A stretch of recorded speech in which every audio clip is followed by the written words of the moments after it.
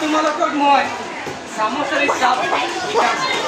সামসাৰিক শব্দৰ অৰ্থ হৈছে ইয়াৰ শব্দবিলাক সেম একে, উচ্চাৰণ একে, কিন্তু ইয়াৰ অৰ্থটো কি হ'ব বেলেগ বেলেগ। উচ্চাৰণটো একেবাৰে কি হ'ব একেবাৰে সেম, উচ্চাৰণটো সেম, ইয়াৰ অৰ্থটো বেলেগ হ'ব।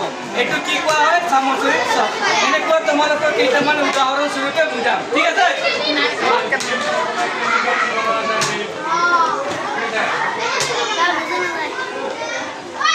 এই যে দিন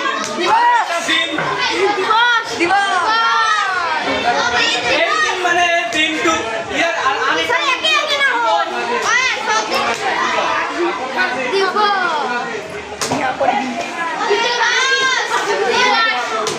দিবস। এই দিনৰ অৰ্থ কি হ'ব গৰীব। উচ্চাৰণটো একে আছে কিন্তু ইয়াৰ কিবাটো অৰ্থটো কি হ'ব বেলেগ। এই দিনৰ অৰ্থটো হৈছে গৰীব।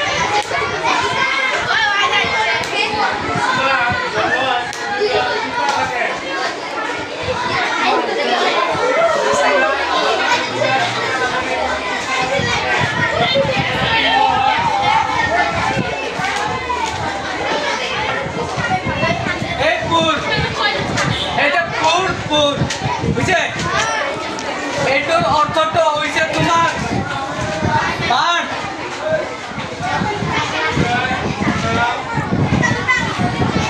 আৰু এই অৰ্থটো হৈছে তোমাৰ কি নগৰ বা চহৰ। এনেকুৱা শব্দ কি বুলি কোৱা হয় একে একে শব্দ, উচ্চাৰণ একে, উচ্চাৰণটো একে হ'ব কিন্তু ইয়াৰ অৰ্থটো কি হ'ব বেলেগ, হয়নে নহয়? তো এনেকুৱা আৰু আছে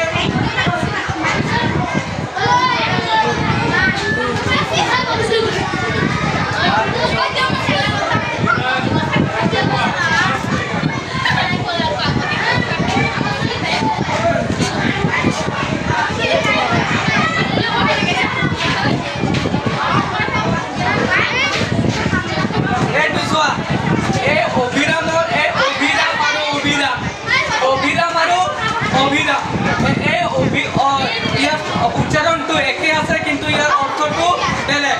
তাহলে অভিৰাম হৈছে, অভিৰামৰ শব্দটোৰ অৰ্থ হৈছে সুন্দৰ, মানে সুন্দৰ। আৰ এই অভিৰামৰ শব্দ হৈছে লাগাতার, মানে কি একে লেখারি।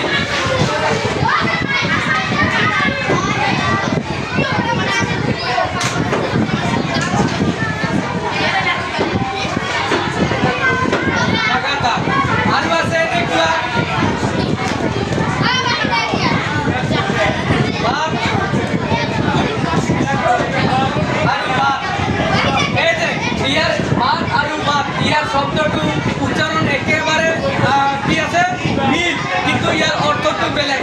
যেনেকৈ বাত, এই বাত মানে কথা, বাচান আমি বচন বুলি কওঁ। আৰু এই বাত মানে হাৱা, বতাহ, বায়ু।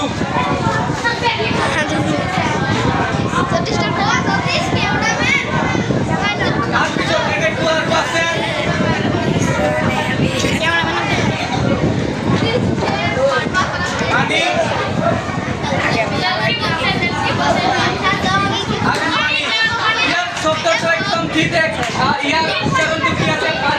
পানী।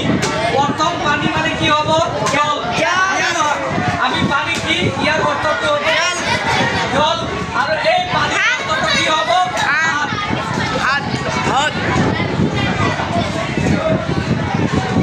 ঠিক আছে।